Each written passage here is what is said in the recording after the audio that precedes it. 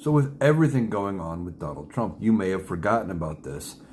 Over a year ago, Donald Trump was found liable in a civil court proceeding in New York for fraud, where Attorney General Letitia James took him to court and proved that he had committed real estate fraud and business fraud by overvaluing and undervaluing his properties depending on what he needed. He would go to the bank and say it's worth $500,000 to get a loan, and then he would go to the county to get their property taxes done and say, well, it's only worth $100,000.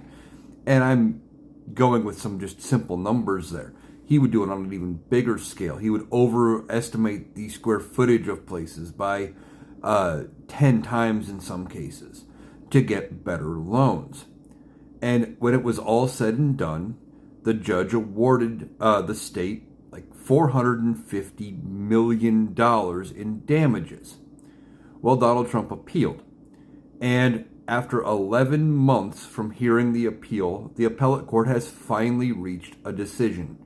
Sort of.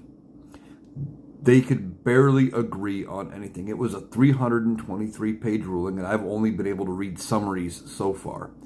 But basically, they said that the only thing they could agree on was that the $450 million settlement was excessive. Not that he was not liable for the fraud. And there was even disagreements of, is Trump himself personally liable? Is it his business, etc.? So what happens now? Well, there's going to be another appeal. They're going to appeal to the New York State Supreme Court. Either side is going to appeal, maybe both sides, who knows? Because Trump's side would still want to appeal to prove that he did nothing wrong. Letitia James on her side wants to probably try to get the judgment back of the $450 million, if not more. And Donald Trump wants to try to prove that he is innocent in this.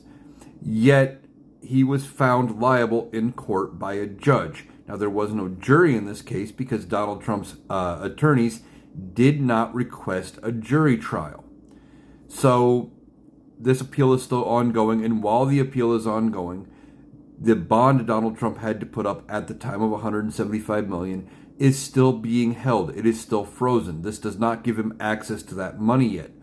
But Donald Trump is claiming it as a total victory. It's not. It is a minor win. There's going to be another appeal. And who knows how long this appeal is going to take. The last one took 11 months. We don't even know when they're going to hear this case.